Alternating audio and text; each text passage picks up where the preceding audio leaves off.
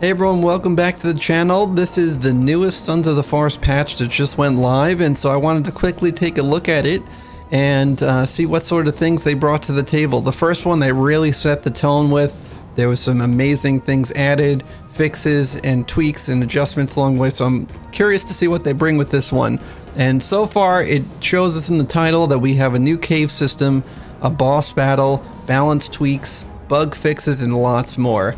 So the features of this patch are that there is a new demon boss to the end of the Hell Caves. I haven't actually made it there myself. Dead cultists to the map. I'm curious what that's going to be. Maybe it's just more like visual stuff they're going to have throughout the map.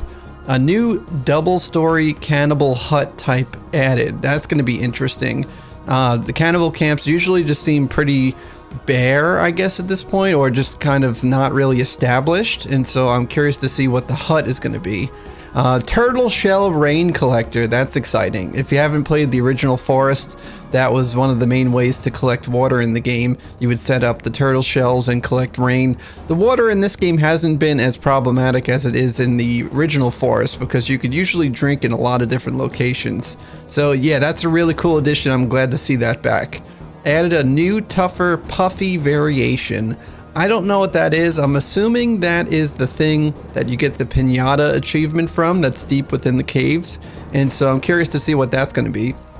New surveillance room added to bunker residential. I haven't personally explored all the bunkers just yet, so I've seen one so far, and I'm curious what's going to be in there. Maybe another key card, maybe some other important items. A new cave system is added. That's exciting. So we have a new cave system to go through. An admin panel for all admin clients. I don't know what that could be, but maybe it's another thing to do with your key cards. Added story elements. I know some people were kind of, I don't know, it seemed like people were let down by the story. They might have went through the game a little bit too fast, and so I have a feeling that there's going to be bits and pieces of the story added along the way. Apparently with the original Forest game, it was several years after the game was released that the whole story was completed. So I'm excited to see what other story elements have been added. But me personally, I haven't been in a rush to finish it. I've been just focused on exploring and finding things throughout the map and having a great time doing it. Added auto backup system when overwriting saves. That's pretty cool. So I guess some people's save files were getting corrupted or something, and so that's good to have a little backup in place. Here's some improvements. They moved gold armor to a new cave system. So I never found it in the first place, and I'm curious to see where it's going to be now. I haven't even used it, but it looks pretty cool. And let me know in the comments below if you have the gold armor. How does it compare to any of the other armor that we have in game? Removed keypad entrance to bunker. Removed keypad entrance to bunker luxury. Will now need to open it in an alternate way. Okay. Container items will now save their state in single player, so if they're opened or broken, they will stay that way. Interesting. So I'm curious to see if now any of that re-looting that you were able to do previously has been taken away. That will definitely make things tougher as far as from the survival aspect. I did love being able to go into my save file and then each time I load back in be able to re-loot stuff, so this will definitely make things challenging if that's what this means. Improved lit fire torch brightness when viewed in first person. I have noticed that if I had a torch out and I had a lighter up at the same time, the brightness would be kind of weird and it wouldn't really illuminate much around me, so hopefully that helps. Removed instant season switch logic when from sleeping. Adjusted the min-max turbulence of wind. Firewood now crumbles. Furniture or zip lines can no longer be attached to doors. Reposition dead sluggy in bunker, making it possible to come back inside the bunker. I haven't even seen that yet. Player is now able to use most left-hand items while gliding. Closing save menu will go back to the game rather than the pause menu. Change face on maintenance keycard to not be a player character.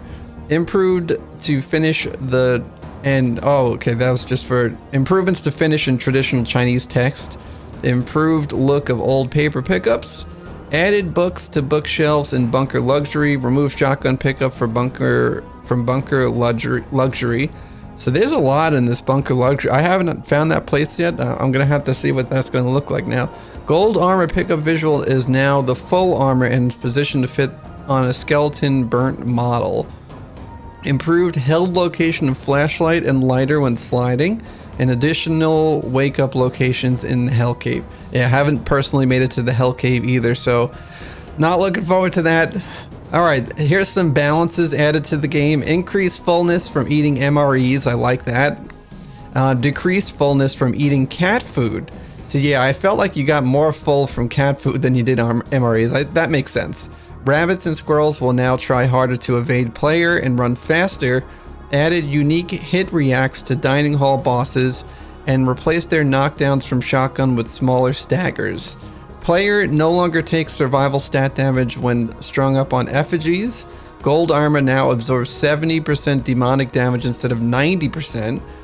Increased burn time on campfires. Increased fire fuel amount provided by leaves and cash by 10. Reduced chainsaw full charge duration. And the flashlight would now auto replace the battery sooner so that it happens before the light begins. That's great. Yeah, I did find that the flashlight was kind of tricky. When it would go out, you would be in complete darkness for several seconds. There's tons of fixes here, and there is some audio fixes as well. And so this is some pretty exciting stuff.